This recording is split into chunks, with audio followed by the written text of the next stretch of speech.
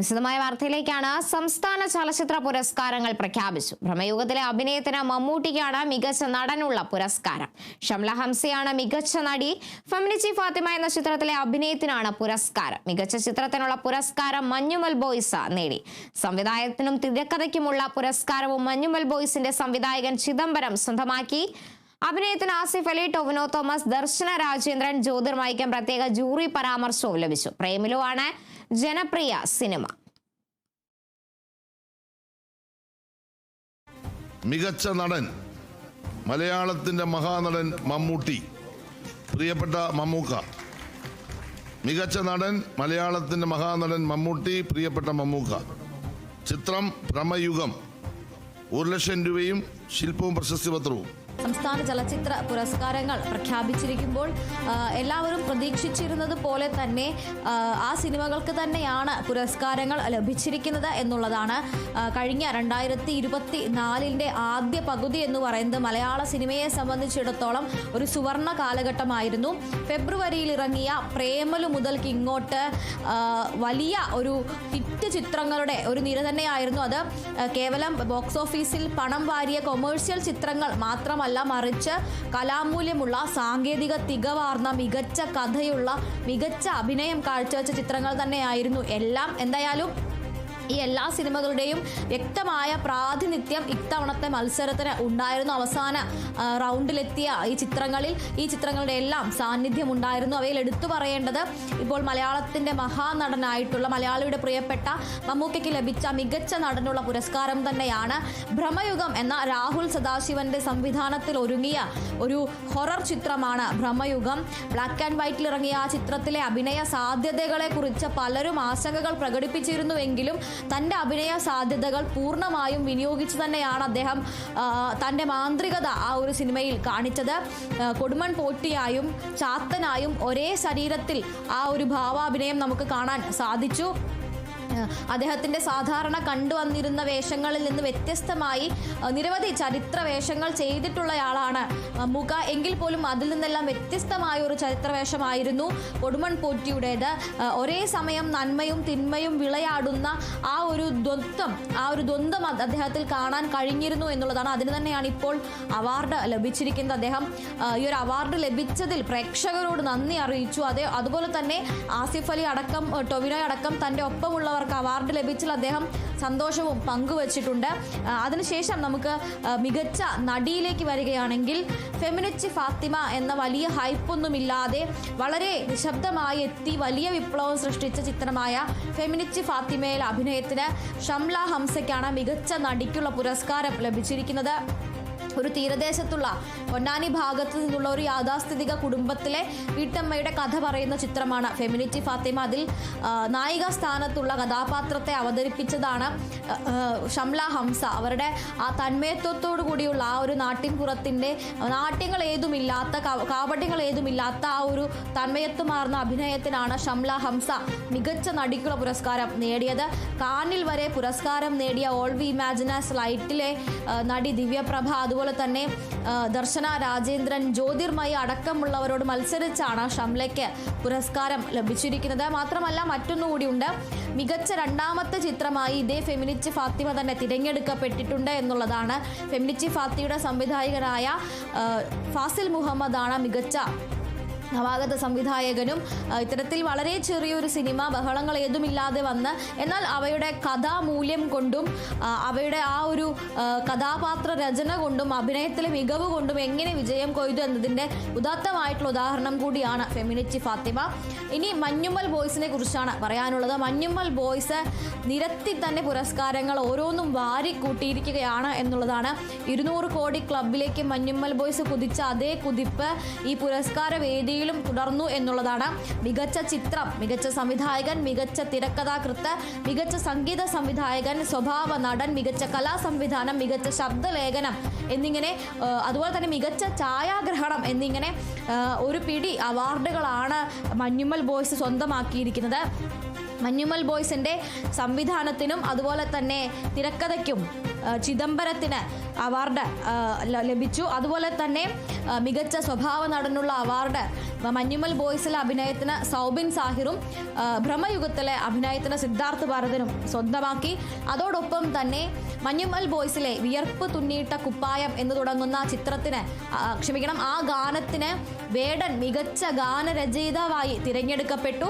അതിൻ്റെ ഛായാഗ്രഹണം നിർവഹിച്ച ഷൈജു ഖാലിദാണ് മികച്ച ഛായാഗ്രാഹകൻ. അതോടൊപ്പം തന്നെ എടുത്തു പറയേണ്ട മറ്റൊന്നാണ് കലാസംവിധാനം എന്ന് പറയുന്ന രംഗത്തെ മലയാളികൾക്ക് ഏറ്റവും കൂടുതൽ ആകർഷകവും പരിചിതവുമാക്കി കൊടുത്തത് മഞ്ഞുമൽ ബോയ്സിൻ്റെ ആ സെറ്റ് നിർമ്മിച്ചത് തന്നെയാണ്. കൊടൈക്കനാലിലുള്ള ഗുണ കേവ്സ് അതേപോലെ തന്നെ സെറ്റ് ഇടുകയായിരുന്നു. ആ ഗുണ കേവ്സിന്റെ മാതൃക നിർമ്മിച്ച അജയൻ ചാലുശ്ശേരിക്കാണ് മികച്ച കലാ സംവിധായകനുള്ള അവാർഡ് ലഭിച്ചിരിക്കുന്നത്. അതുപോലെ തന്നെ മഞ്ഞുമൽ ബോയ്സിന്റെ സംഗീതത്തിന് മികച്ച സംഗീത സംവിധായകനുള്ള അവാർഡും സുഷിൻ ശ്യാം കരസ്ഥമാക്കിയിട്ടുണ്ട്.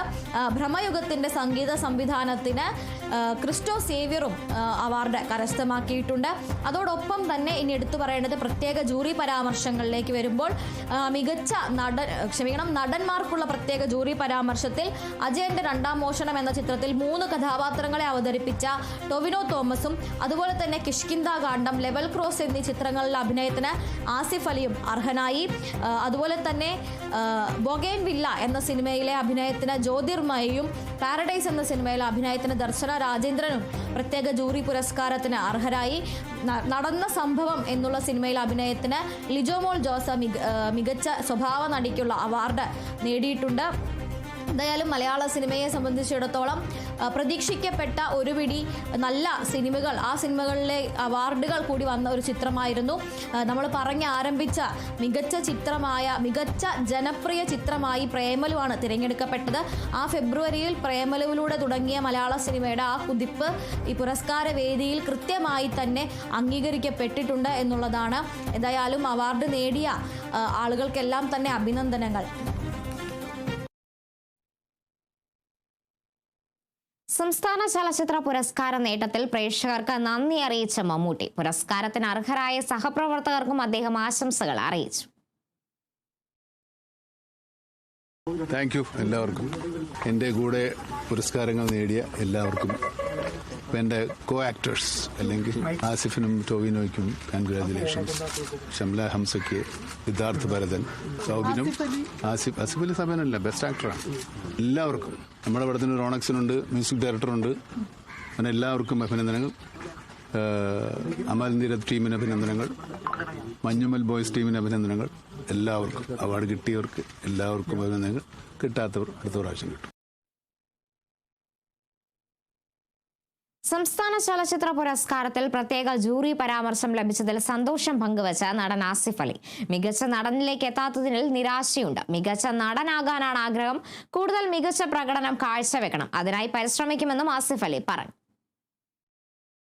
എന്താ എടുത്ത് പറയേണ്ടതെന്ന് എനിക്കും അറിയില്ല. കാര്യം കഴിഞ്ഞ ഒരു 4-5 ദിവസമായിട്ട് ഭയങ്കര എക്സൈറ്റ്മെന്റിലായിരുന്നു നിന്നത്. ഇതിങ്ങനെ 3 പ്രാവശ്യം പോസ്റ്റ്പോൺ ചെയ്തു. അപ്പോൾ ഓൾറെഡി ഇതിന്റെ ഫൈനൽ ലിസ്റ്റിൽ മമ്മൂക്കയുടെ കൂടെ പേര് കണ്ടപ്പോൾ മുതൽ ഭയങ്കര എക്സൈറ്റ്മെന്റ് ആയിരുന്നു. കാര്യം ഞാൻ ആഗ്രഹിച്ചതിന്റെ ഏറ്റവും പീക്കാണ് ആ കണ്ട നോമിനേഷൻ തന്നെ. അപ്പോൾ അത് ഇപ്പൊ വന്നൊരു സ്പെഷ്യൽ മെൻഷനിൽ എത്തി നിൽക്കുക എന്ന് പറയുന്നത് ഇപ്പം എന്നെ സംബന്ധിച്ചിടത്തോളം ഇനി മുന്നോട്ടുള്ള കരിയറിൽ മാത്രമല്ല എൻ്റെ പേഴ്സണൽ ലൈഫിലും ഭയങ്കര ഒരു ഫ്യൂല് തന്നെയായിരിക്കും ഇനി ഇപ്പോൾ ഈ കിട്ടിയ ഒരു അംഗീകാരം എന്ന് പറയുന്നത്. ഒരുപാട് സന്തോഷമുണ്ട്. മികച്ച നടിക്കുള്ള ജൂറി പരാമർശം ലഭിച്ചതിൽ സന്തോഷമുണ്ടെന്ന് നടി ജ്യോതിർമയി പറഞ്ഞു. പ്രതികരണത്തിലേക്ക്.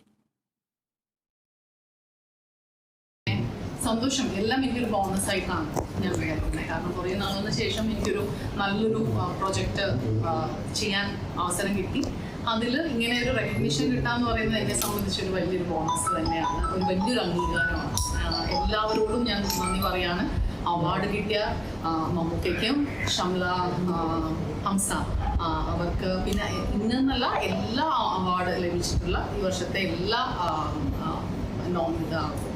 വിജയികൾക്കും, അതുപോലെ അതിനകത്ത് നോമിനേറ്റഡ് ആയിട്ടുള്ള എല്ലാവരും എനിക്കൊന്ന് ടൈപ്പ് കോമ്പറ്റീഷൻ ആയിരുന്നു. എല്ലാവരും നല്ല മികച്ച പ്രകടനമാണ് കാഴ്ചവെച്ചത്. എല്ലാവർക്കും അഭിനന്ദനങ്ങൾ. ഇത്രയൊക്കെ ഉള്ളൂ. വളരെ സന്തോഷം. പുരസ്കാരം ലഭിക്കണമെന്ന് ആഗ്രഹിച്ചിരുന്നുവെന്ന് സംവിധായകൻ ഫാസിൽ മുഹമ്മദ്. തുടക്കക്കാരെ മാത്രം വെച്ചെടുത്ത ആദ്യ സിനിമ തന്നെ ഇത്രയും വലിയ സിനിമകളോടൊപ്പം മത്സരിച്ച് പുരസ്കാരം നേടിയതിൽ അതിയായ സന്തോഷമുണ്ടെന്നും ഫാസിൽ പ്രതികരിച്ചു.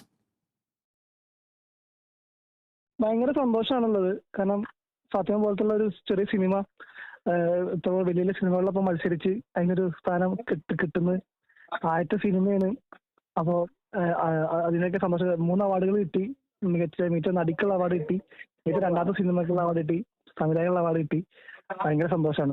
ഞാൻ ഒരുപാട് ആഗ്രഹിച്ചിട്ടുണ്ടായിരുന്നു എനിക്ക് സ്റ്റേറ്റ് അവാർഡ് കൂടി കിട്ടണം എന്നുള്ളത് ആഗ്രഹിച്ചിട്ടുണ്ടായിരുന്നു. അപ്പൊ അതും കൂടി കിട്ടിയപ്പോൾ സന്തോഷം, ഇരട്ടി സന്തോഷം. സംസ്ഥാന ചലച്ചിത്ര പുരസ്കാരത്തിൽ മികച്ച ഗാനരചയിതാവിനുള്ള പുരസ്കാരത്തിന് അർഹനായതിൽ സന്തോഷം പങ്കുവച്ച റാപ്പർ വേടൻ.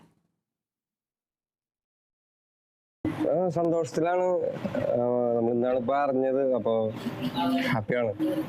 പിന്നെ മഞ്ഞുമൽ ബോയ്സിന് മാത്രം ഒരുപാട് അവാർഡുണ്ട്, 10ലധികം അവാർഡുണ്ട്. അപ്പൊ അതിന്റെ ഭാഗമാവാൻ പറ്റിയതിലും ഒക്കെ സന്തോഷത്തിലാണ്. ഇല്ല ഇല്ല ഇല്ല ഒട്ടും പ്രതീക്ഷിക്കാത്തൊരു കാര്യമായിരുന്നു. അങ്ങനെ ആരോടും പ്രതികാരം ചെയ്യാനുള്ള ദേഷ്യമൊന്നും എനിക്ക് ആരോടും ഇല്ല. സന്തോഷത്തിലാണ്. ദേശീയ ചലച്ചിത്ര പുരസ്കാരത്തിനെതിരെ വിമർശനവുമായി നടനും സംസ്ഥാന ചലച്ചിത്ര പുരസ്കാര ജൂറി ചെയർമാനുമായ പ്രകാശ് രാജ്. ഫയൽസിനും പൈൽസിനുമാണ് അവിടെ അവാർഡുകൾ നൽകുന്നത്. ദേശീയ പുരസ്കാരം മമ്മൂട്ടിയെ അർഹിക്കുന്നില്ലെന്നും പ്രകാശ് രാജ് പറഞ്ഞു. I don't mind saying that National Film Awards are compromised. And I'm so happy to be a jury chairman of Kerala, because when they called me, they said, we need an outsider who's experienced and we will not poke our hands into it and then we will let you take a decision. You know, that is not happening in the national awards, and we see it when files and piles are getting awards. We know what is it. And I think if such sort of a jury and such of a national government. വാർത്തയിലേക്കാണ്. തിരുവനന്തപുരത്ത് പെൺകുട്ടിയെ ട്രെയിനിൽ നിന്നും തള്ളിയിട്ട സംഭവത്തിൽ പ്രതി സുരേഷ് കുമാറിനെതിരെ വധശ്രമത്തിന് കേസെടുത്ത police. പ്രതി മനഃപൂർവ്വം പെൺകുട്ടിയെ തള്ളിയിട്ട് കൊല്ലാൻ ശ്രമിച്ചുവെന്നാണ് എഫ്ഐആർ. പെൺകുട്ടിയുടെ നില അതീവ ഗുരുതരമായി തുടർന്നു. ഇതിനിടയിൽ മെഡിക്കൽ കോളേജിൽ പെൺകുട്ടിക്ക് മതിയായ ചികിത്സ കിട്ടുന്നില്ലെന്ന ഗുരുതര ആരോപണവുമായി കുടുംബം രംഗത്തെത്തി. വർക്കലയിൽ മദ്യലഹരിയിൽ യാത്രക്കാരൻ ട്രെയിനിൽ നിന്ന് ചവിട്ടി പുറത്തിട്ട 19-കാരിക്ക് തിരുവനന്തപുരം മെഡിക്കൽ കോളേജ് ആശുപത്രിയിൽ മതിയായ ചികിത്സ ലഭിക്കുന്നില്ലെന്ന ആരോപണവുമായി പെൺകുട്ടിയുടെ കുടുംബം രംഗത്തെത്തി. ആരോഗ്യനില അതീവ ഗുരുതരമായി തുടർന്നിട്ടും മതിയായ ചികിത്സ നൽകുന്നില്ലെന്നാണ് അമ്മ ഉൾപ്പെടെയുള്ള ബന്ധുക്കളുടെ പരാതി. അതേസമയം സഹയാത്രക്കാരിയായ പെൺകുട്ടിയുടെ മൊഴിയുടെ അടിസ്ഥാനത്തിൽ തമ്പാനൂർ റെയിൽവേ പോലീസ് സുരേഷ് കുമാറിനെതിരെ വധശ്രമത്തിന് കേസെടുത്ത് എഫ്ഐആർ രജിസ്റ്റർ ചെയ്തു. പ്രതി സുരേഷ് മനഃപൂർവ്വം പെൺകുട്ടിയെ കൊല്ലാൻ ശ്രമിച്ചു എന്നാണ് റിപ്പോർട്ട്. വാതിലിന്റെ അടുത്തുനിന്ന് മാറാത്തതിനാൽ പെൺകുട്ടിയെ മനഃപൂർവ്വം ചവിട്ടി തള്ളിയിടുകയായിരുന്നു. ഒപ്പമുള്ള പെൺകുട്ടിയെയും പുറത്തേക്കിടാനും ഇയാൾ ശ്രമം നടത്തി. സംഭവത്തിൽ കൂടുതൽ തെളിവെടുപ്പും മൊഴിയെടുക്കലും നടത്തേണ്ടതായിട്ടുണ്ട്. കസ്റ്റഡിയിൽ വാങ്ങിയാകും സമഗ്ര അന്വേഷണം നടത്തുക. അതിനുശേഷം കൂടുതൽ വകുപ്പുകൾ ചുമത്തും. Kerala vision news, Thiruvananthapuram. തിരുവനന്തപുരം വർക്കലയിൽ ട്രെയിനിൽ നിന്ന് 19-കാരിയെ തള്ളിയിട്ട സംഭവം ദൗർഭാഗ്യകരമെന്ന് പ്രതിപക്ഷ നേതാവ് വി.ഡി. സതീശൻ. ട്രെയിനിൽ സാധാരണക്കാരുടെ സുരക്ഷയ്ക്ക് യാതൊരു വിലയില്ലാത്ത സ്ഥിതിയായിരിക്കുന്നു. ഇതുപോലെയുള്ള ക്രിമിനലുകൾ ട്രെയിനിൽ കയറി ക്രൂരമായ ആക്രമണം നടത്തുന്നത് തടയാനുള്ള നടപടികൾ റെയിൽവേയും കേരള പോലീസും സ്വീകരിക്കണമെന്നും വി.ഡി. സതീശൻ പറഞ്ഞു. വളരെ ദൗർഭാഗ്യകരമായ സംഭവമാണ്. ട്രെയിനിൽ സാധാരണക്കാരുടെ സുരക്ഷയ്ക്ക് യാതൊരു വിലയില്ലാത്തൊരു സ്ഥിതിവിശേഷം വന്നിരിക്കുകയാണ്. വളരെ ഗൗരവത്തോടുകൂടി റെയിൽവേയും സംസ്ഥാന ഗവൺമെന്റും പോലീസ് ഡിപ്പാർട്ട്മെന്റും ഗൗരവതരമായി ഇക്കാര്യത്തിലുള്ള പരിഹരിക്കാൻ വേണ്ടിയിട്ടുള്ള സംവിധാനങ്ങൾ ചെയ്യണം. കുട്ടികളൊക്കെ ധാരാളം പഠിക്കുന്നവരും അല്ലാത്തവരും ഒരുപാട് യാത്ര ചെയ്യുന്നവരാണ്. പ്രായമായ ആളുകൾ യാത്ര ചെയ്യുന്നതാണ്. ഇതുപോലുള്ള ക്രിമിനലുകൾ ട്രെയിനിൽ കയറി ക്രൂരമായ ആക്രമണം നടത്തുന്നത് തടയാനുള്ള ഫലപ്രദമായ സംവിധാനങ്ങൾ ഏർപ്പെടുത്താൻ റെയിൽവേയും കേരള പോലീസും കൂടി ആലോചിച്ച് നടപടികൾ സ്വീകരിക്കണമെന്നാണ്. തിരുവിതാംകൂർ ദേവസ്വം ബോർഡ് മുൻ പ്രസിഡന്റ് എൻ വാസുവിനെ പ്രത്യേക അന്വേഷണ സംഘം ചോദ്യം ചെയ്തു. ചെമ്പുപാളി വിവാദത്തിലായിരുന്നു ചോദ്യം ചെയ്യൽ. 4 മണിക്കൂർ നീണ്ടുനിന്നു. ശേഷം വിട്ടയക്കുകയായിരുന്നു. 2019 ചെമ്പുപാളി വിവാദമുണ്ടാകുന്ന സമയത്ത് തിരുവിതാംകൂർ ദേവസ്വം ബോർഡ് കമ്മീഷണറായിരുന്നു എൻ വാസു. മാനേജർ മുരാരി ബാബു തയ്യാറാക്കിയ വ്യാജ റിപ്പോർട്ട് തിരുവിതാംകൂർ ദേവസ്വം ബോർഡിന്റെ പരിഗണനയ്ക്കായി നൽകിയത് വാസുവായിരുന്നു. വാസുവിന്റെ റിപ്പോർട്ട് കൂടി പരിഗണിച്ചുകൊണ്ടാണ് ചെമ്പുപാളികൾ സ്വർണം പൂശാൻ ഉണ്ണികൃഷ്ണൻ പോറ്റിയെ ഏൽപ്പിച്ചത്.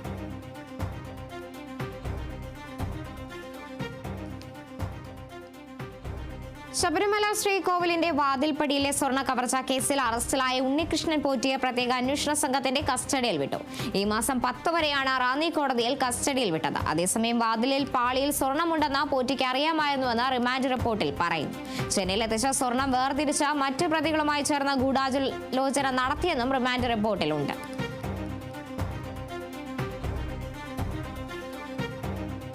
വിവരങ്ങളുമായി ആന്റണി ജിസ്റ്റോർ ചേരുന്നുണ്ട്.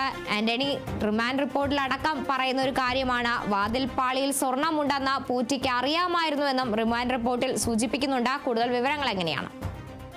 തീർച്ചയായും ഈ ദ്വാരപാലക ശില്പത്തിലെ സ്വർണ്ണമോഷണത്തിന് ഒപ്പം തന്നെ ഈ ശ്രീകോവിലിന്റെ വാതിൽപ്പാളിയിലെ പാളികളിലും സ്വർണം ഉണ്ടായിരുന്നുവെന്ന് ഉണ്ണികൃഷ്ണൻ പോറ്റിക്ക് അറിയാമായിരുന്നു. ഈ സ്വർണവും ചെന്നൈയിൽ തന്നെ കൊണ്ടുപോയാണ് വേർതിരിച്ച് എടുത്തത് എന്നുള്ളതാണ് പ്രധാനമായും ഈ റിമാൻഡ് റിപ്പോർട്ടിൽ SIT പ്രത്യേക അന്വേഷണ സംഘം പറയുന്നത്.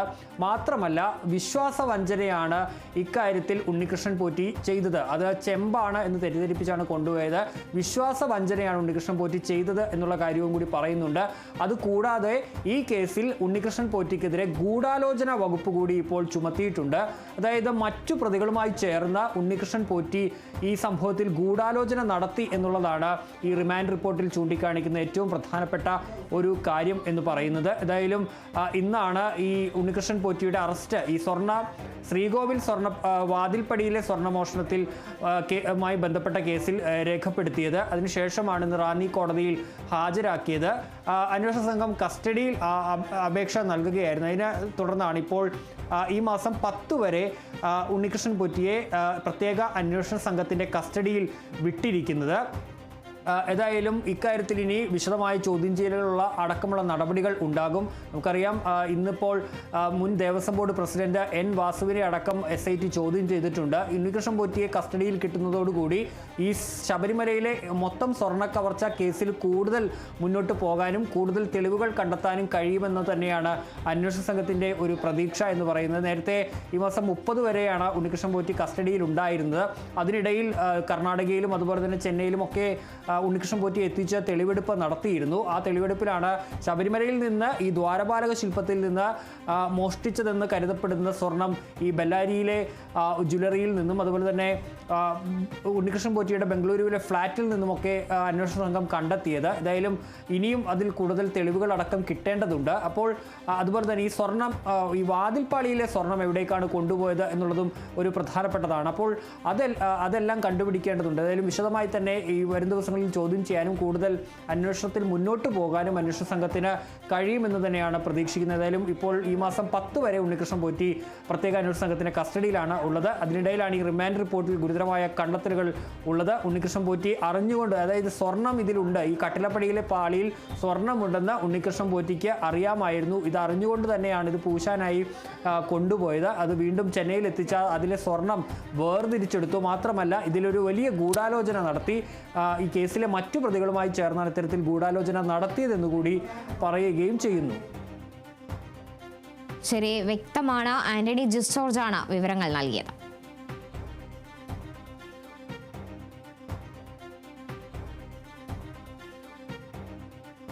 ശബരിമല സ്വർണ്ണ കവർച്ച കേസിൽ 4ാം പ്രതി ദേവസ്വം ബോർഡ് മുൻ സെക്രട്ടറി ജയശ്രീ മുൻകൂർ ജാമ്യം തേടി ഹൈക്കോടതിയെ സമീപിച്ചു. ശബരിമല സ്വർണ്ണ കവർച്ച കേസിൽ 4ാം പ്രതി ദേവസ്വം ബോർഡ് മുൻ സെക്രട്ടറി ജയശ്രീയുടെ മുൻകൂർ ജാമ്യാപേക്ഷ ഹൈക്കോടതി പരിഗണിച്ചില്ല. സെഷൻസ് കോടതിയെ സമീപിക്കാൻ കോടതി നിർദ്ദേശിച്ചു. കേസിൽ NIT അറസ്റ്റ് ചെയ്യുമെന്ന ആശങ്കയിലാണ് പ്രതി കോടതിയെ സമീപിച്ചത്. ക്രമക്കേട് നടന്നിട്ടില്ലെന്നും നിരപരാധിയാണെന്നുമാണ് ഹർജിക്കാരിയുടെ വാദം. ആരോഗ്യസ്ഥിതി മോശമാണെന്നും ഹർജിയിൽ പറയുന്നുണ്ട്. ദ്വാരപാലക ശില്പത്തിലെയും വാതിൽപ്പടിയിലെയും സ്വർണ്ണ കവർച്ച കേസുകളിൽ പ്രതിയാണ് ജയശ്രീ.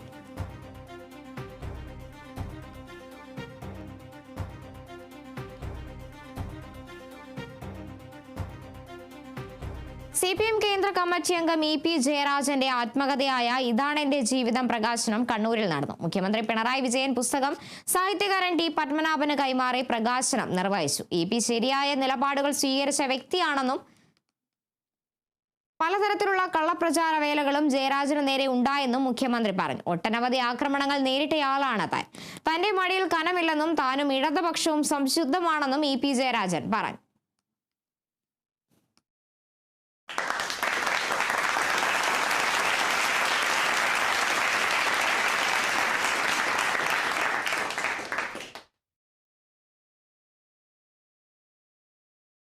എനിക്ക് മടിയിൽ കനമുണ്ടെങ്കിലല്ലേ ഭയപ്പെടേണ്ടതുള്ളൂ. ഞാൻ എൻ്റെ ജീവിതത്തിൽ ഒട്ടനവധി ആക്രമണങ്ങൾ അഭിമുഖീകരിച്ചിട്ടുണ്ട്. ഒട്ടനവധി വ്യക്തിപരമായിട്ടുള്ള ആക്രമണങ്ങൾ, പത്രമാധ്യമങ്ങൾ ഉപയോഗിച്ചുകൊണ്ടുള്ള ആക്രമണങ്ങൾ, അടിസ്ഥാനരഹിതമായ ആരോപണങ്ങൾ. ഒരു കാര്യം, ഞാൻ സംശുദ്ധനാണ്. എൻ്റെ മടിയിൽ ഒരു കനവുമില്ല. ഞാൻ അഴിമതിരഹിതമായ ഭരണം നടത്തിയിട്ടൊരു മന്ത്രിയായിരുന്നു. സംശുദ്ധമായിരുന്നു എൻ്റെ ഭരണം. ആ ഗവൺമെന്റ് സംശുദ്ധമായിരുന്നു. ഇടതുപക്ഷ ഗവൺമെന്റ് സംശുദ്ധമാണ്. എത്രമാത്രം അടിസ്ഥാനരഹിതമായ ആരോപണങ്ങളാണ് ഉന്നയിച്ചത്. ഞാൻ പിന്നെ ഈ ആരോപണത്തിന്റെ പിന്നാലെ പോകാൻ ഞാൻ ആഗ്രഹിക്കുന്നില്ല. എന്നെ തിരിച്ചറിയേണ്ടത് ഈ നാടാണ്, ജനങ്ങളാണ്. ആ ജനങ്ങൾക്ക് എന്നെ അറിയാം.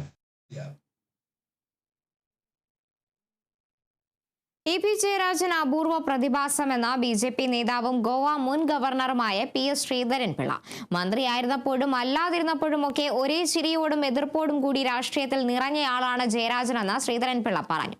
ഇ പി ജയരാജന്റെ ആത്മകഥാ പ്രകാശന വേദിയിലാണ് പ്രതികരണം. ഒരു മനുഷ്യനെ നിങ്ങൾക്ക് വിലയിരുത്തണമെങ്കിൽ അയാൾക്ക് അധികാരം നൽകുക എന്ന് പറഞ്ഞത് അമേരിക്കയുടെ പഴയ പ്രസിഡന്റാണ്. അദ്ദേഹം പറഞ്ഞു, നിങ്ങൾക്കൊരാളെ അളക്കണമെങ്കിൽ അവന് അധികാരം നൽകുക. മന്ത്രിയായിരുന്നപ്പോഴും മന്ത്രി അല്ലാതായപ്പോഴും ഇടതുപക്ഷ കൺവീനറായപ്പോഴും അല്ലാതായപ്പോഴും എല്ലാം ഒരേ മുഖത്തോടുകൂടി, ഒരേ സൗഹാർദ്ദത്തോടുകൂടി, ഒരേ ചിരിയോടുകൂടി അല്ലെങ്കിൽ ഒരേ എതിർപ്പോടുകൂടി നിൽക്കാൻ സാധിക്കുന്ന ഒരു അപൂർവ പ്രതിഭാസമായി ഞാൻ അദ്ദേഹത്തെ കാണുകയാണ്. കണ്ണൂർ കുറുമാത്തൂരിൽ കുഞ്ഞ് കിണറ്റിൽ വീണ് മരിച്ചു. കുറുമാത്തൂർ സ്വദേശി ജാബിർ മുബഷിറ ദമ്പതികളുടെ 3 മാസം പ്രായമായ അലനാണ് മരിച്ചത്. അയൽവാസിയാണ് കിണറ്റിൽ കുട്ടി വീണ നിലയിൽ കണ്ടെത്തിയത്. ഉടൻ സമീപത്തെ സ്വകാര്യ ആശുപത്രിയിൽ പ്രവേശിപ്പിച്ചെങ്കിലും രക്ഷിക്കാനായില്ല. സംഭവത്തിൽ ദുരൂഹത സംശയിച്ചിരിക്കുകയാണ് പോലീസ്. കയ്യിൽ നിന്ന് അബദ്ധത്തിലാണ് കുട്ടി കിണറ്റിൽ വീണതെന്നാണ് അമ്മയുടെ മൊഴി.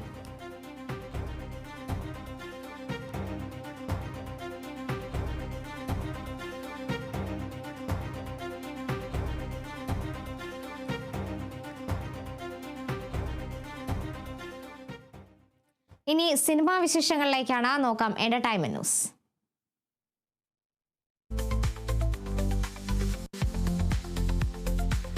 പിറന്നാൾ ദിനത്തിൽ പുതിയ ചിത്രത്തിന്റെ ടൈറ്റിൽ റിവീൽ വീഡിയോ സമൂഹ മാധ്യമങ്ങളിൽ പങ്കുവച്ച ഷാരൂഖ് ഖാൻ. സിദ്ധാർത്ഥ് ആനന്ദ് സംവിധാനം ചെയ്യുന്ന കിങ് എന്ന ചിത്രത്തിന്റെ ടൈറ്റിൽ റിവീൽ വീഡിയോ ആണ് ഇന്നലെ ഷാരൂഖ് പുറത്തുവിട്ടത്. 100 രാജ്യങ്ങളിൽ ചീത്തപ്പേര് ലോകം എനിക്ക് നൽകിയ ഒരേ ഒരു പേര് കിങ്. ഈ ക്യാപ്ഷനോടെയാണ് ഷാരൂഖ് ഖാൻ തന്റെ പിറന്നാൾ ദിനത്തിൽ ചിത്രത്തിന്റെ വിവരങ്ങൾ പുറത്തുവിട്ടത്. പതിവ് പോലെ സ്റ്റൈലിഷായാണ് കിങ് ഖാൻ ചിത്രത്തിലെത്തിയിരിക്കുന്നത്. എന്നാൽ പതിവിൽ നിന്ന് വ്യത്യസ്തമായി ഇതാദ്യമായി സോൾട്ട് ആൻഡ് പെപ്പർ ലുക്കിലാണ് ഷാരൂഖ് ഖാൻ എത്തുന്നത് എന്ന പ്രത്യേകതയും ഇതിനുണ്ട്.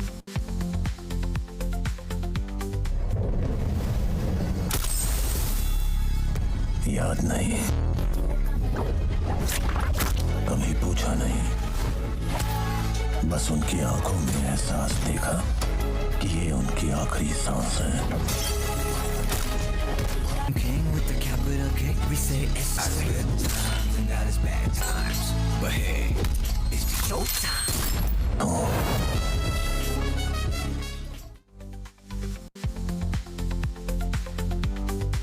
ഇന്ദ്രൻസിനെ കേന്ദ്ര കഥാപാത്രമാക്കി ജോൺ പോൾ ജോർജ് സംവിധാനം ചെയ്യുന്ന ആശാൻ എന്ന ചിത്രത്തിലെ ആദ്യ ഗാനം പുറത്തിറങ്ങി. വിനായക് ശശികുമാറിന്റെ വരികൾക്ക് ജോൺ പോൾ ആണ് സംഗീത സംവിധാനം നിർവഹിച്ചിരിക്കുന്നത്. സൂരജ് സന്തോഷാണ് ഗാനം ആലപിച്ചിരിക്കുന്നത്.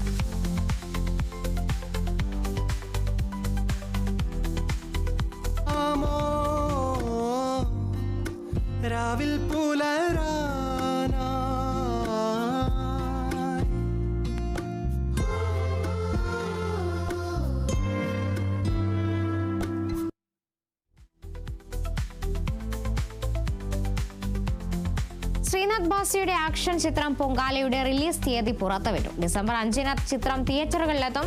ചിത്രത്തിന്റെ ഒരു പുതിയ പോസ്റ്ററോടുകൂടിയാണ് റിലീസ് തീയതി പുറത്തുവിട്ടിരിക്കുന്നത്. ചിത്രം വേൾഡ് വൈഡ് റിലീസ് ചെയ്യുന്നത് ഗ്രേസ് ഫിലിം കമ്പനിയാണ്. ഇവരുടെ ആദ്യ റിലീസ് ചിത്രം കൂടിയാണ് പൊങ്കാല. കേരളത്തിൽ മാത്രം 100 തിയേറ്ററുകളിൽ ചിത്രം റിലീസ് ചെയ്യും. ബാബുരാജ്, സുധീർ കരമന, സമ്പത്ത് റാം, അലൻസിയർ, കിച്ചു ടെല്ലസ് എന്നിവരും ചിത്രത്തിൽ പ്രധാന കഥാപാത്രങ്ങളായി എത്തുന്നു.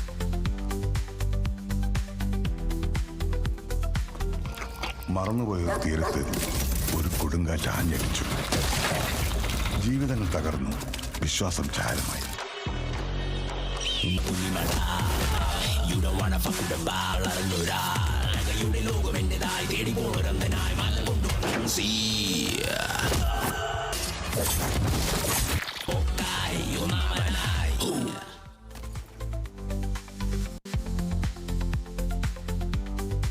ഹൃദയം വർഷങ്ങൾക്ക് ശേഷം എന്നീ ചിത്രങ്ങൾക്ക് ശേഷം വിനീത് ശ്രീനിവാസനും വിശാഖ് സുബ്രഹ്മണ്യവും ചേർന്ന് നിർമ്മിച്ച ചിത്രം കരം OTT-യിലേക്ക്. ചിത്രം നവംബർ 7 മുതൽ സ്ട്രീമിംഗ് ആരംഭിക്കും.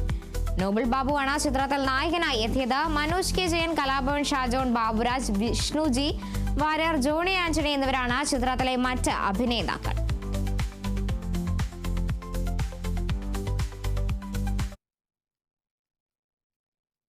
വാർത്തയിലേക്കാണ്.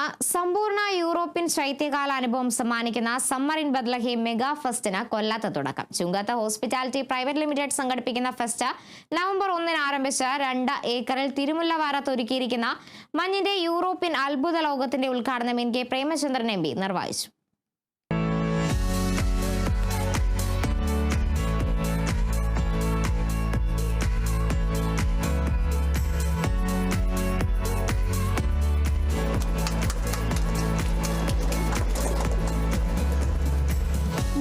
അടി ചതുരശ്ര വിസ്തീർണത്തിലുള്ള സ്നോ വേൾഡാണ് ഫെസ്റ്റിന്റെ ആകർഷണം. മഞ്ഞുവീഴ്ചയുടെ അനുഭവേദ്യമായ കാഴ്ച സമ്മാനിക്കുന്ന പവലിയനാണ് ഒരുക്കിയിരിക്കുന്നത്. 18 ഡിഗ്രി സെൽഷ്യസിന് താഴെ താപനിലയിൽ 20,000 അടി ചതുരശ്ര വിസ്തീർണത്തിൽ യൂറോപ്യൻ ശൈത്യകാല അനുഭവമാണ് കാഴ്ചക്കാർക്ക് ലഭിക്കുന്നത്.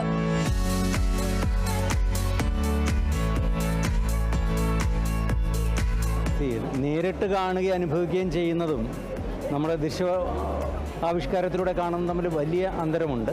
എങ്കിലും ആ ഒരു ഓർമ്മ, ഒരു നൊസ്റ്റാൾജിയ കൊണ്ടുവരുന്ന ഒന്നാണിത്. സത്യത്തിൽ ഒരു വിസ്മയകരമായ അനുഭവം കാഴ്ചക്കാർക്ക് പ്രദാനം ചെയ്യാൻ കഴിയുന്ന ഏറ്റവും നല്ല ഒരു സംരംഭമാണ്. യൂറോപ്യൻ സംസ്കാരവും വിശ്വപ്രസിദ്ധ നിർമ്മാണങ്ങളുടെ മിനിയേച്ചർ രൂപങ്ങളും മരപ്പണികളും കല്ലുപാകിയ വേദികളും ഉൾപ്പെടുന്ന ബത്ലഹേം റെപ്ലിക്ക വില്ലേജും ഫെസ്റ്റിന്റെ ഭാഗമാണ്. യൂറോപ്യൻ രുചി വിളമ്പുന്ന ഫുഡ് കോർട്ടുകളും ക്രിസ്മസ് ഗ്രാമത്തിന്റെ മാതൃകയിൽ നിർമ്മിച്ച 60-ലധികം ഷോപ്പിംഗ് സ്റ്റോളുകളും സന്ദർശകർക്കായി ഒരുക്കിയിട്ടുണ്ട്. ഇതൊരു സ്റ്റഡി ടൂറാണ്. ശരിക്കും നമ്മൾ 10-20 പ്രധാനപ്പെട്ട മൊണുമെൻറ്റുകൾ, യൂറോപ്പിലെ പ്രധാനപ്പെട്ട മൊണുമെൻറ്റുകൾ ഇവിടെ ഡെപ്പിക്റ്റ് ചെയ്തിട്ടുണ്ട്. ഓരോ ഗൈഡും ഒരു കഥ പോലെയാണ് അത് പറഞ്ഞു പോകുന്നത്. അവസാനം നമ്മൾ കണ്ടിട്ടുള്ള യൂറോപ്പിലെ പ്രധാനപ്പെട്ട മിന്നാരങ്ങൾ, ഹിന്ദു ദേവാലയങ്ങൾ, ക്രിസ്ത്യൻ ദേവാലയങ്ങൾ എപ്പോഴും യൂറോപ്പ് ക്രിസ്ത്യാനിറ്റിയായിട്ട് കുറച്ച് കൂടുതൽ ബന്ധപ്പെട്ട് നിൽക്കുന്ന ഒരു സ്ഥലമാണ്. അപ്പോൾ സെൻറ്റ് പീറ്റേഴ്സ് ബസിലിക്ക, ജെറുസലേം നഗരം, ബിഗ് ബെൻ ടവർ, അതുപോലെ തന്നെ പിസാ ഗോപുരം, മൗണ്ട് ടോംബ്, ഗാഗുൽത്താമല എല്ലാം ഇതിനകത്ത് പെടുത്തിയിട്ടുണ്ട്. 200-ലധികം തദ്ദേശകർക്ക് തൊഴിൽ നൽകുന്ന ഒരു സംരംഭമായി കൂടി മാറുകയാണ് കൊല്ലത്തെ summer in Bethlehem mega fest. വലിയ വിസ്മയകരമായ ഒരു അത്ഭുതം എന്ന് തന്നെ പറയാം. എനിക്ക് തോന്നുന്നു കൊല്ലത്തെ ഒരു വലിയ ടൂറിസം ഡെസ്റ്റിനേഷനാക്കി മാറ്റാൻ ഈ ബത്ലഹേമിന് കഴിയും എന്നെനിക്ക് പ്രതീക്ഷയുണ്ട്. ഒരേ സമയം 300-ലധികം വാഹനങ്ങൾ പാർക്ക് ചെയ്യാനുള്ള സൗകര്യം ഒരുക്കിയിട്ടുണ്ട്. എല്ലാ വൈകുന്നേരങ്ങളിലും പ്രശസ്ത സിനിമാ താരങ്ങളുടെ പ്രകടനങ്ങൾ, റോയൽ ബ്രിട്ടീഷ് പരേഡ്, ഫ്ലെമിംഗോ നൃത്തം എന്നിവയുൾപ്പെടെ അന്താരാഷ്ട്ര നിലവാരമുള്ള സ്റ്റേജ് ഷോകളാണ് പ്രദർശിപ്പിക്കുന്നത്. കൊല്ലം മേയർ ഹണി ബെഞ്ചമിൻ ഉദ്ഘാടന പരിപാടിക്ക് അധ്യക്ഷയായി. Chungath group managing director Rajeev Paul Chungath, രൂപത അധ്യക്ഷൻ പോൾ ആന്റണി മുല്ലശ്ശേരി, ചലച്ചിത്ര താരം അനൂപ് മേനോൻ, ജേക്കബ് മുടക്കളം തുടങ്ങിയവർ പരിപാടിയിൽ പങ്കെടുത്തു. Kerala vision news, Thiruvananthapuram. CPM നേതാവ് EP ജയരാജന്റെ ആത്മകഥയിൽ നേതൃത്വത്തിന് പരോക്ഷ വിമർശനം. വൈദേകം റിസോർട്ടുമായി ബന്ധപ്പെട്ട കാര്യത്തിലാണ് നേതൃത്വം വ്യക്തത വരുത്തിയില്ല. ബന്ധപ്പെട്ടവർ വ്യക്തത വരുത്തിയിരുന്നെങ്കിൽ വ്യക്തി അധിക്ഷേപം നിലയ്ക്കുമായിരുന്നുവെന്നും ആത്മകഥയിൽ പറയും. വിവരങ്ങളുമായി കാളിദാസ് ചേരുന്നുണ്ട്. കാളിദാസ്, ഇന്ന് പ്രകാശനം ചെയ്ത CPM നേതാവ് EP ജയരാജന്റെ ആത്മകഥയിലാണ് നേതൃത്വത്തിൽ അടക്കം ഒരു പരോക്ഷ വിമർശനം ഉയരുന്നു എന്ന് പുറത്ത് വിവരങ്ങൾ വരുന്നത്. കൂടുതൽ വിവരങ്ങൾ എങ്ങനെയാണ്? കാർത്തു, ഇന്നാണ് EP ജയരാജൻ്റെ ആത്മകഥയായ ഇതാണ് എൻ്റെ ജീവിതം പുസ്തകം പ്രകാശന ചടങ്ങുകളൊക്കെ നടന്നത്. മുഖ്യമന്ത്രി പിണറായി വിജയനാണ് സാഹിത്യകാരൻ ടി പത്മനാഭന് നൽകി പ്രകാശന കർമ്മം അടക്കം നിർവഹിച്ചത്. ആ ഒരു വേദി തന്നെ വലിയ രീതിയിലൊരു വിമർശന വേദിയാക്കുകയായിരുന്നു എന്നുള്ളതും കൂടിയാണ്. അല്ലെങ്കിൽ അത്തരത്തിലുള്ള വിമർശന സ്വരങ്ങളുമൊക്കെ ഉയർന്ന ഒരു ചടങ്ങ് കൂടിയായിരുന്നു അതെന്നുള്ളതാണ്. ഇതിലേറ്റവും പ്രധാനം ഈ EP ജയരാജൻ്റെ ആത്മകഥയായ ഇതാണ് എൻ്റെ ജീവിതത്തിൽ പറയുന്ന ചില പരാമർശങ്ങളാണ്. അതായത് പാർട്ടിയോടുള്ള ഒരു അതൃപ്തി ആ പുസ്തകത്തിൽ തൻ്റെ ആത്മകഥയിൽ വ്യക്തമാക്കുകയാണ് കേന്ദ്ര കമ്മിറ്റി അംഗമായ EP ജയരാജൻ എന്നുള്ളതും കൂടിയാണ്. അതിൽ നമ്മൾ ഏറ്റവും പ്രധാനമായും ശ്രദ്ധിക്കേണ്ടത് നേരത്തെ ഇതിനെ സംബന്ധിച്ച് ചില പ്രസ്താവനകൾ ഈ പുസ്തകത്തിൽ ആത്മകഥയിലുള്ള ചില ഭാഗങ്ങളൊക്കെ പുറത്തു വന്നിരുന്നു. എന്നാൽ അത് നേരത്തെ DC ബുക്സിൻ്റെ ഭാഗത്തു നിന്നും വന്നിരുന്ന ചില നീക്കങ്ങളൊക്കെ ആയിരുന്നു എന്നുള്ള തരത്തിലൊക്കെയാണ് അന്ന് ഈ EP ജയരാജൻ പരാമർശിച്ചിരുന്നത്. പിന്നീട് അത് വലിയ വിവാദമാവുകയും ചെയ്തു. പിന്നീട് DC ബുക്സിൻ്റെ ഉടമ തന്നോട് മാപ്പ് പറഞ്ഞു എന്നുള്ള തരത്തിലൊക്കെ തന്നെ EP ജയരാജൻ പറഞ്ഞിരുന്നു. ഇന്നിപ്പോൾ ഈ ഒരു പുസ്തകം പ്രകാശനം കഴിഞ്ഞ് വിപണിയിലേക്ക് ഇറങ്ങുമ്പോഴും ആ പരാമർശങ്ങൾ അത്തരത്തിൽ അന്ന് പുറത്തു വന്ന തരത്തിലുള്ള ചില പരാമർശങ്ങൾ ഈ പുസ്തകത്തിൽ ഉണ്ട് എന്നുള്ളതാണ് ഏറ്റവും പ്രധാനമായും ശ്രദ്ധിക്കേണ്ടത്. കേന്ദ്ര കമ്മിറ്റി തന്നെ സംബന്ധിച്ച് ഉയരുന്ന ആരോപണങ്ങളെക്കുറിച്ച് കേന്ദ്ര കമ്മിറ്റിയിലടക്കം താൻ ഉന്നയിച്ചതാണ്. എന്നാൽ താനില്ലാതെ അത് ചർച്ച ചെയ്യപ്പെട്ടു, താനില്ലാതെ അത് ചർച്ച ചെയ്തു എന്നുള്ളതാണ്. ഇതോടൊപ്പം ഏറ്റവും പ്രധാനമായും EP ജയരാജനെ സംബന്ധിച്ച് ഉയർന്ന ഒരു വലിയ വിവാദം തന്നെയായിരുന്നു വൈദേകം റിസോർട്ട് വിവാദം. ഈ കണ്ണൂരിലെ ആയുർവേദ റിസോർട്ടിനെ സംബന്ധിച്ച് അതിൻ്റെ ഉടമസ്ഥതയെ സംബന്ധിച്ചൊക്കെ EP ജയരാജൻ്റെ മക്കൾക്ക് അതിൽ ഷെയറുണ്ട്, ഓഹരിയുണ്ട് എന്നുള്ള തരത്തിലൊക്കെ തന്നെ വലിയ വിവാദം ഉയർന്നിരുന്നു. അന്ന് അത് വലിയ രീതിയിൽ ഈ ഒരു EP ജയരാജൻ ഫൈറ്റിലേക്കൊക്കെ തന്നെ അന്ന് കടന്നിരുന്നു. അന്ന് പാർട്ടിക്കുള്ളിൽ ഇതിനെ സംബന്ധിച്ചുള്ള ഈ ഒരു പരാമർശം, ഈ ഒരു പ്രസ്താവന ഇറക്കിയത് അല്ലെങ്കിൽ ഈ ഒരു വിവാദത്തിന് തുടക്കമിട്ടത് P ജയരാജനായിരുന്നു. അതിനെ സംബന്ധിച്ച് വലിയ രീതിയിൽ നമ്മളടക്കം നിരവധി കാര്യങ്ങൾ ഈ ഒരു EP ജയരാജൻ ഫൈറ്റിനെ കുറിച്ചൊക്കെ തന്നെ നമ്മളും അടക്കം റിപ്പോർട്ട് ചെയ്തതാണ്. എന്തായാലും ഇതിനെ സംബന്ധിച്ച് ഇത്തരത്തിൽ വൈദേകം റിസോർട്ടിനെ സംബന്ധിച്ചും അതിൻ്റെ ഉടമസ്ഥതയെ സംബന്ധിച്ചുമൊക്കെ മാധ്യമങ്ങളിലൊക്കെ വാർത്തകൾ നിറഞ്ഞു നിന്നിരുന്ന സമയത്ത് EP ജയരാജൻ ഇന്നത്തെ ചടങ്ങിലും പറഞ്ഞത് തന്നെ മാധ്യമങ്ങൾ ഒരുപാട് വേട്ടയാടിയിരുന്നു, അതിലൊക്കെ താൻ സംശുദ്ധനാണ് എന്നുള്ള തരത്തിലാണ് EP ജയരാജൻ ഇന്ന് ചടങ്ങ് നടന്ന വേദിയിലൊക്കെ തന്നെ അദ്ദേഹത്തിൻ്റെ പ്രസംഗത്തിൽ സൂചിപ്പിച്ചത്. എന്തായാലും ഈ ഒരു വൈദേകം റിസോർട്ടുമായി സംബന്ധിച്ച് അന്ന് മാധ്യമങ്ങൾ ഒരുപാട് വാർത്തകൾ തനിക്കെതിരെ കെട്ടിച്ചമയ്ക്കുകയായിരുന്നു എന്നുള്ള തരത്തിൽ EP ജയരാജൻ പറഞ്ഞിരുന്നു. എന്നാൽ അതിനെ സംബന്ധിച്ച് പാർട്ടി നേതൃത്വത്തിൻ്റെ ഭാഗത്തു നിന്നും കാര്യമായ നടപടികളൊന്നും ഉണ്ടായില്ല. അതുകൊണ്ടാണ് താൻ ഇത്രയും അധികം പഴി കേൾക്കേണ്ടി വന്നത് എന്നുള്ള പരാമർശമൊക്കെ ഇന്ന് പുറത്തിറങ്ങിയ ഈ EP ജയരാജൻ്റെ ആത്മകഥയായ ഇതാണ് എൻ്റെ ജീവിതത്തിൽ ഉണ്ടായിരുന്നു. ഇത്തരത്തിലുള്ള ചില പരാമർശങ്ങളൊക്കെ നേരത്തെയും DC ബുക്സ് പുറത്തുവിട്ട അതിൻ്റെ ഒരു കോപ്പി ആയിട്ടുള്ള സോഫ്റ്റ് കോപ്പി അന്ന് പുറത്തു വന്നിരുന്നു. അന്നതിൻ്റെ പേര് കട്ടൻ ചായയും പരിപ്പ് വടയും എന്നായിരുന്നു. പിന്നീട് EP ജയരാജൻ തന്നെ പറയുകയും ചെയ്തു ഇത് താൻ അങ്ങനെ DC ബുക്സിന് കൊടുത്തിട്ടില്ല. പിന്നീട് അത് വലിയ കേസുകളിലേക്കും അതോടൊപ്പം തന്നെ അന്വേഷണത്തിലേക്കുമൊക്കെ കടക്കുന്ന ഒരു സാഹചര്യമൊക്കെ ഉണ്ടായി. പിന്നീട് DC ബുക്സ് ഉടമ EP ജയരാജൻ്റെ പക്കൽ വന്ന് മാപ്പ് പറയുകയായിരുന്നു എന്നുള്ള തരത്തിൽ EP ജയരാജൻ പറഞ്ഞിട്ടുമുണ്ടായിരുന്നു. ഇന്നിപ്പോൾ ഈ ഒരു പുസ്തകം പുറത്തേക്ക് വിപണിയിലേക്ക് എത്തുമ്പോൾ ഇതേ തരത്തിലുള്ള പരാമർശങ്ങൾ ഇന്നുള്ള ഈ മാതൃഭൂമി ബുക്സ് പുറത്തിറക്കിയ EP ജയരാജൻ്റെ ആത്മകഥയായ ഇതാണ് എൻ്റെ ജീവിതത്തിലും ഇത്തരത്തിലുള്ള പരാമർശങ്ങൾ വീണ്ടും ആവർത്തിച്ച് വരുമ്പോൾ വീണ്ടും ചില സംശയങ്ങളൊക്കെ തന്നെ സമൂഹത്തിൽ ഉയരുന്നു എന്നുള്ളതാണ്. അതായത് അന്ന് EP ജയരാജൻ നൽകിയ അതേ പുസ്തകം തന്നെയാണോ ഇന്നിപ്പോൾ മാതൃഭൂമി ബുക്സ് പുറത്തിറക്കിയിട്ടുള്ള ഈ പുസ്തകം എന്നുള്ള തരത്തിൽ. കാരണം അത്തരത്തിൽ DC ബുക്സിന് താൻ ആത്മകഥ പ്രിന്റ് ചെയ്യാനോ പ്രകാശിപ്പിക്കാനോ ഈ പുസ്തകം പുറത്തിറക്കാനോ ആയിട്ട് DC ബുക്സുമായി സമീപിച്ചിട്ടില്ല എന്നുള്ള തരത്തിലൊക്കെയാണ് EP ജയരാജൻ എന്ന് പറഞ്ഞിരുന്നത്. ഇപ്പോൾ EP ജയരാജൻ്റെ ഇതാണ് എൻ്റെ ജീവിതം എന്ന ആത്മകഥയിലെ ഈ പരാമർശങ്ങൾ വീണ്ടും ചർച്ച ചെയ്യപ്പെടുകയാണ്. പാർട്ടി നേതൃത്വത്തിനോട് തൻ്റെ അതൃപ്തി തുറന്ന് പ്രകടിപ്പിക്കുന്ന തരത്തിൽ ചില വാക്കുകൾ EP ജയരാജൻ തൻ്റെ പുസ്തകത്തിൽ ഉൾപ്പെടുത്തിയിട്ടുണ്ട് എന്നുള്ളതും കൂടിയാണ്. അതായത് പാർട്ടിയോടുള്ള അതൃപ്തി അത്രത്തോളം പരസ്യമാക്കിയിരുന്നു. മുമ്പും ഇത്തരത്തിൽ തൻ്റെ സ്വതസിദ്ധമായ ചില ശൈലികൾ കൊണ്ട് എപ്പോഴും ശ്രദ്ധ നേടിയിരുന്ന ഒരാളാണ്. അല്ലെങ്കിൽ എന്തും വെട്ടിത്തുറന്ന് പറയുന്നൊരു പ്രകൃതമാണ് EP ജയരാജൻ്റേത് എന്നുള്ളത് ഇന്ന് ചടങ്ങ് നടന്ന വേദിയിലും ഇത്തരത്തിലുള്ള ചില വെട്ടിത്തുറന്ന് പറച്ചിലുകളൊക്കെ തന്നെ ഉണ്ടായിരുന്നു എന്നുള്ളതും കൂടിയാണ്. ഇപ്പോൾ ഈ ഒരു പുസ്തകം വിപണിയിലേക്ക് എത്തുകയാണ്, കൂടുതൽ ആളുകളിലേക്ക് എത്തുകയാണ്. പ്രകാശന കർമ്മം അടക്കം കഴിഞ്ഞൊരു സാഹചര്യത്തിൽ കൂടുതൽ ആളുകളിലേക്ക് എത്തുമ്പോൾ ഇതെങ്ങനെയായിരിക്കും ചർച്ച ചെയ്യപ്പെടുക, ഇതെങ്ങനെയൊക്കെയായിരിക്കും വിലയിരുത്തപ്പെടുക എന്നുള്ളൊരു ചോദ്യം കൂടിയാണ് ഇവിടെ ഉയരുന്നത്. EP ജയരാജൻ പാർട്ടിയോടുള്ള പാർട്ടി നേതൃത്വത്തോടുള്ള EP ജയരാജൻ്റെ അതൃപ്തി തൻ്റെ ആത്മകഥയായ ഇതാണ് എൻ്റെ ജീവിതത്തിലും പരാമർശിക്കുന്നുണ്ട് എന്നുള്ളതാണ് ഏറ്റവും പ്രധാനപ്പെട്ട കാര്യം. കാർത്തു. ശരി, CPM നേതാവ് EP ജയരാജന്റെ ഇന്ന് പ്രകാശനം ചെയ്ത ആത്മകഥയിലെ പരാമർശങ്ങളിലാണ് ഒരു പരോക്ഷ വിമർശനം നേതൃത്വത്തിനുള്ളിൽ നിന്ന് തന്നെ പുറത്തു വന്നിരിക്കുന്നത്. വൈദികം റിസോർട്ടുമായി ബന്ധപ്പെട്ട വാർത്തകൾ വന്നപ്പോൾ നേതൃത്വം വ്യക്തത വരുത്തിയില്ല എന്ന ഒരു പരാമർശത്തിലാണ് ഇപ്പോൾ ഇങ്ങനെ ഒരു ഇതുണ്ടായിരിക്കുന്നത്. പരോക്ഷ വിമർശനത്തിലേക്ക് അടക്കം അത് കടക്കുന്ന ഒരു സാഹചര്യമുണ്ടായി. പ്രസാദ് കാളിദാസാണ് വിവരങ്ങൾ നൽകിയത്. വാർത്തയിലേക്കാണ്. കോഴിക്കോട് താമരശ്ശേരിയിലെ ഫ്രഷ് കട്ട് മാലിന്യ പ്രശ്നത്തിൽ വീണ്ടും സമരം പ്രഖ്യാപിച്ച സമരസമിതി. അനിശ്ചിതകാല സമരം നാളെ വൈകിട്ട് 4 മണിക്ക് MN കാരശ്ശേരി ഉദ്ഘാടനം ചെയ്യും. കളക്ടർ വിളിച്ച സർവകക്ഷി യോഗം UDFന്റെ ബഹിഷ്കരണത്തെ തുടർന്ന് മാറ്റിവെച്ചു. യോഗത്തിലേക്ക് ജനപ്രതിനിധികളെ ക്ഷണിച്ചില്ലെന്ന് കാണിച്ചാണ് UDF യോഗം ബഹിഷ്കരിച്ചത്.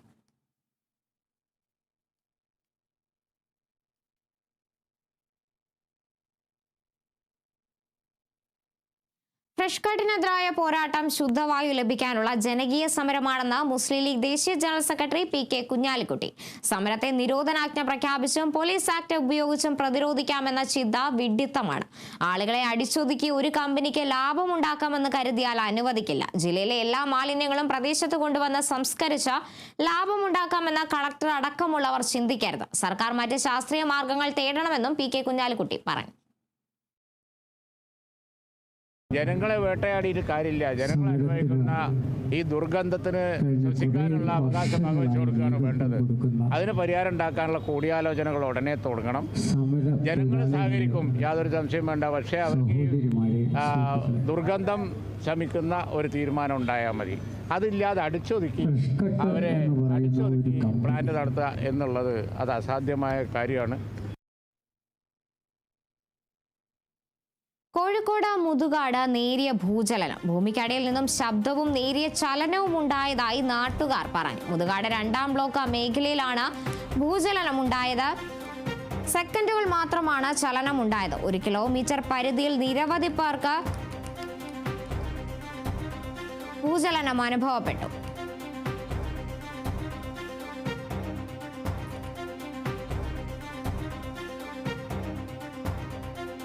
കോഴിക്കോട് മുതുകാടാണ് ഇത്തരത്തിൽ നേരിയ തോതിൽ ഭൂചലനം അനുഭവപ്പെട്ടു എന്നൊരു വാർത്ത പുറത്തു വന്നിരിക്കുന്നത്. ഭൂമിക്കടിയിൽ നിന്നും ശബ്ദവും നേരിയ ചലനവും ഉണ്ടായതായാണ് നാട്ടുകാർ പറയുന്നത്. മുതുകാട് 2ാം ബ്ലോക്ക് മേഖലയിലാണ് ഇത്തരത്തിൽ ഭൂചലനം അനുഭവപ്പെട്ടിട്ടുള്ളത്. സെക്കൻഡുകൾ മാത്രമാണ് ചലനം ഉണ്ടായതെന്നാണ് ലഭ്യമാകുന്ന വിവരം. 1 കിലോമീറ്റർ പരിധിയിൽ നിരവധി പേർക്കാണ് ഭൂചലനം അനുഭവപ്പെട്ടിരിക്കുന്നത്. റവന്യൂ വകുപ്പും പഞ്ചായത്ത് അധികൃതരും സംഭവം പരിശോധിച്ച് വരികയാണ്. നിലവിൽ ഈ പ്രദേശത്ത് മാത്രമാണ് ശബ്ദവും ചലനവും അനുഭവപ്പെട്ടിട്ടുള്ളത്. കോഴിക്കോട് മുതുകാടിലാണ് ഇത്തരത്തിൽ ഭൂചലനം അനുഭവപ്പെട്ടു എന്നൊരു വാർത്ത ഇപ്പോൾ പുറത്തു വന്നിരിക്കുന്നത്.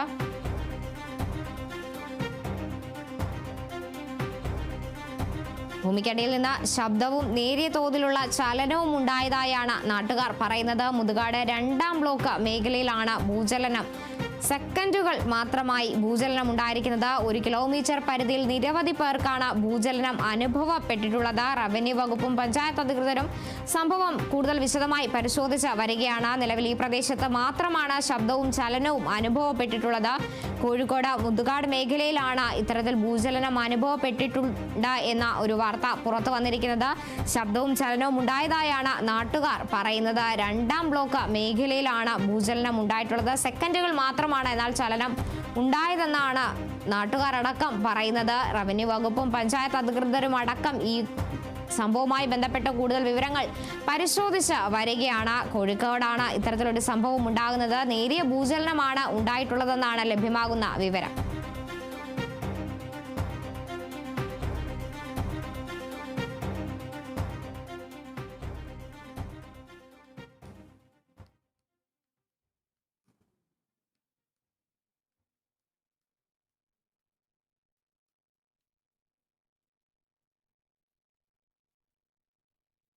മൂന്നാറിൽ മുംബൈ സ്വദേശിയായ വിനോദസഞ്ചാരിയോട് മോശമായി പെരുമാറിയ ടാക്സി ഡ്രൈവർമാർ അറസ്റ്റിൽ. മൂന്നാർ സ്വദേശികളായ വിനായകൻ, വിജയ് കുമാർ എന്നിവരാണ് അറസ്റ്റിലായത്. സംഭവത്തിൽ 2 പോലീസുകാരെ സർവീസിൽ നിന്ന് സസ്പെൻഡ് ചെയ്തു. Grade SI George Kurian, SI Saju Paulose എന്നിവരെയാണ് അന്വേഷണ വിധേയമായി സസ്പെൻഡ് ചെയ്തത്. സ്ഥലത്തെത്തിയ ഇരുവരും പരാതി അവഗണിച്ചെന്നും സുരക്ഷ നൽകിയില്ലെന്നും പെൺകുട്ടി ആരോപിച്ചിരുന്നു. ഇതേ തുടർന്നാണ് നടപടി. കഴിഞ്ഞ ദിവസമാണ് മൂന്നാറിലെത്തിയ മുംബൈ സ്വദേശി ജാൻവിയെ പ്രാദേശിക ഡ്രൈവർമാർ തടഞ്ഞു വെക്കുകയും മോശമായി പെരുമാറുകയും ചെയ്തത്. ഊബർ ടാക്സിയിൽ യാത്ര ചെയ്തതിനെ ചൊല്ലിയായിരുന്നു ഡ്രൈവർമാരുടെ നടപടി. സമൂഹ മാധ്യമങ്ങളിലൂടെയായിരുന്നു ജാൻവിയുടെ ആരോപണം.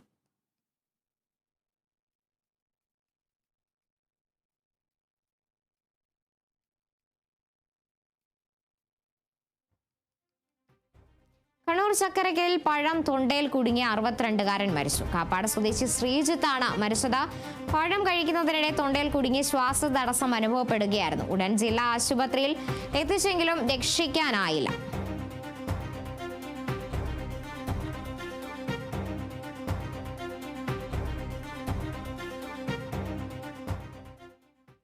നോക്കാം ഇന്നത്തെ സ്വർണം വെള്ളി നിരക്കുകൾ. കവിത ഗോൾഡ് ആൻഡ് ഡയമണ്ട്സ് ഇന്നത്തെ സ്വർണം വെള്ളി നിരക്കുകൾ നിങ്ങൾക്കായി അവതരിപ്പിക്കുന്നത് Kavitha gold and diamonds, the versatile jewellery. സ്വർണം 22 ക്യാരറ്റ് ഗ്രാമിന് 11,290 രൂപ, പവന് 90,320 രൂപ. സ്വർണം 18 ക്യാരറ്റ് ഗ്രാമിന് 9,320 രൂപ, പവന് 74,560 രൂപ. വെള്ളി ഗ്രാമിന് 163 രൂപ, കിലോ 1,63,000 രൂപ. കവിത ഗോൾഡ് ആൻഡ് ഡയമണ്ട്സ് ഇന്നത്തെ സ്വർണം വെള്ളി നിരക്കുകൾ നിങ്ങൾക്കായി അവതരിപ്പിച്ചത് Kavitha gold and diamonds, the versatile jewellery. വാർത്തയിലേക്കാണ്. പിതാവിന്റെ 105-ാം ജന്മദിനം ആഘോഷമാക്കി മക്കളും കൊച്ചുമക്കളും പേരക്കുട്ടികളും.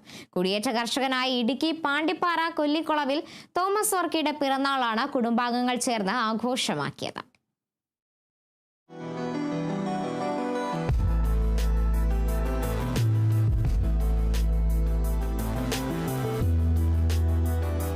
കാമാക്ഷി പാണ്ടിപ്പാറ കൊള്ളിക്കുളുവിൽ തോമസ് വർക്കി എന്ന കുടിയേറ്റ കർഷകന്റെ 105-ാം പിറന്നാൾ മക്കളും കൊച്ചുമക്കളും പേരക്കിടാങ്ങളുമൊക്കെ ആഘോഷമാക്കി.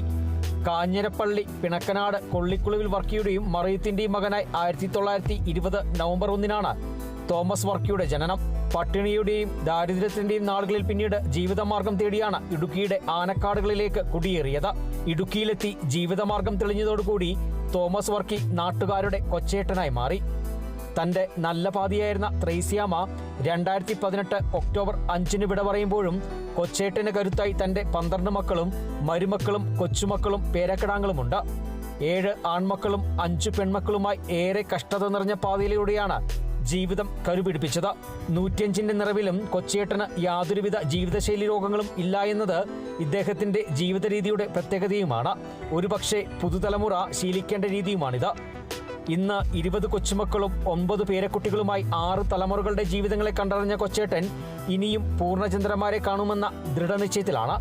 5 വയസ്സ് വരെ ഇന്ന് ചാച്ചൻ നമ്മളോട് കൂടെ ഉണ്ട് എന്നുള്ളത് വളരെ വളരെ സന്തോഷത്തിൻ്റെ ഒരു സമയമാണ്. അപ്പം ചാച്ചൻ്റെ സാന്നിധ്യം നമുക്കിന്ന് ഒത്തിരി നമ്മൾ മക്കളെല്ലാവരും വിവിധ സ്ഥലങ്ങളിൽ നിന്ന് ഇവിടെ വന്നെത്തി ഒരുമിച്ച് ചാച്ചൻ്റെ ജന്മദിനം നമ്മളിന്ന് ആഘോഷിക്കുക. ചുരുക്കം പേർക്ക് മാത്രമൊക്കെ കിട്ടുന്ന ഒരു വലിയ ഭാഗ്യമാണ് ഇങ്ങനെയൊക്കെ. 105-ാം ജന്മദിനത്തിൽ മക്കളും മരുമക്കളും കൊച്ചുമക്കളും പേരക്കുട്ടികളുമെല്ലാം ഒത്തുചേർന്ന് കേക്ക് മുറിച്ചാണ് ആഘോഷിച്ചത്.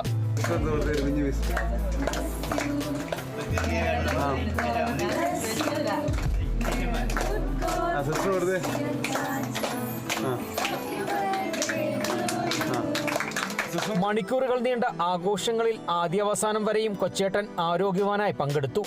നടക്കുവാൻ നേരിയ ബുദ്ധിമുട്ടുണ്ടെന്നൊഴിച്ചാൽ യാതൊരു ആരോഗ്യ പ്രശ്നങ്ങളും കൊച്ചേട്ടനില്ല. Kerala vision news, Idukki.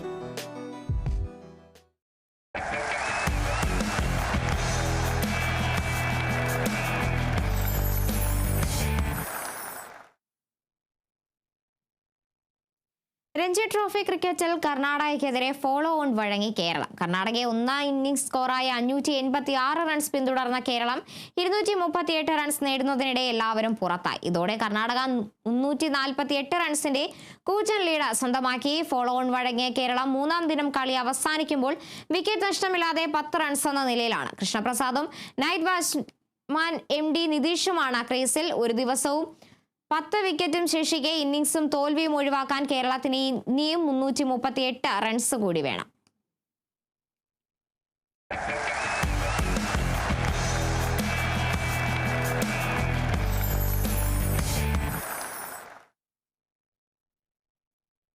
കലാകാരന്മാരുടെ കൂട്ടായ്മയായ എക്സോട്ടിക് ഡ്രീം സാഹിത്യ കേരള മുഖവര എന്ന പേരിൽ തൃശൂർ കൊടുങ്ങല്ലൂരിൽ സംഘടിപ്പിച്ച ചിത്രകലാ ക്യാമ്പ് ശ്രദ്ധേയമായി. KB's ദർബാർ കൺവെൻഷൻ സെന്ററിൽ നടന്ന ക്യാമ്പ് സാഹിത്യ അക്കാദമി വൈസ് ചെയർമാൻ അശോകൻ ചെരുവിലാണ് ഉദ്ഘാടനം ചെയ്തത്.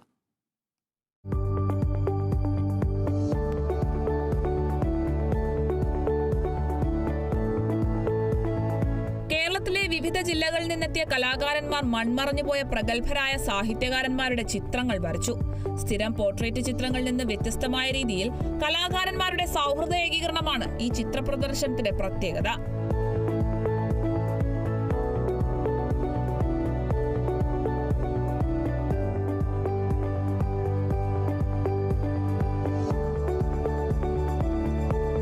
ആർട്ടിഫിഷ്യൽ ഇന്റലിജൻസിനെ കലാകാരന്മാർ എങ്ങനെ ഉപയോഗിക്കണമെന്ന വിഷയത്തിൽ art of AI MD Shiju Sadan, caricaturist Ratheesh Ravi എന്നിവർ കലാകാരന്മാരുമായി സംവാദവും എക്സിബിഷന്റെ ഭാഗമായി ഒരുക്കിയിരുന്നു. Kerala vision news, Thrissur. കൂലി ചോദിച്ചതിന് ദളിത് തൊഴിലാളിയെയും ഭൂവുടമയും സംഘം തല്ലിക്കൊന്നു. ഉത്തർപ്രദേശിലെ അമേഠിയിലാണ് സംഭവം. 40-കാരനായ ഹോസില പ്രസാദാണ് കൊല്ലപ്പെട്ടത്. സംഭവത്തിൽ ഭൂവുടമ ശുഭം സിംഗിനെ പോലീസ് അറസ്റ്റ് ചെയ്തു. കുറ്റം ചെയ്ത എല്ലാവരെയും പിടികൂടുമെന്നും 2500 രൂപ കൂലി ചോദിച്ചതിനാണ് ഉന്നത ജാതിയിൽപ്പെട്ട ഭൂവുടമ ഗുണ്ടകളെയും കൂട്ടി മർദ്ദിച്ച് കൊലപ്പെടുത്തിയതെന്നും കുടുംബം ആരോപിച്ചു.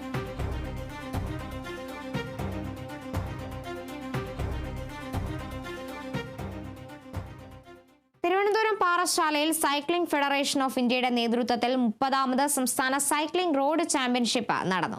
പാറശാല MLA CK ഹരീന്ദ്രൻ ഉദ്ഘാടനം ചെയ്തു. കാരോട് ബൈപ്പാസിൽ നിന്നും ആരംഭിച്ച സൈക്ലിംഗിൽ 100ഓളം മത്സരാർത്ഥികൾ പങ്കെടുത്തു.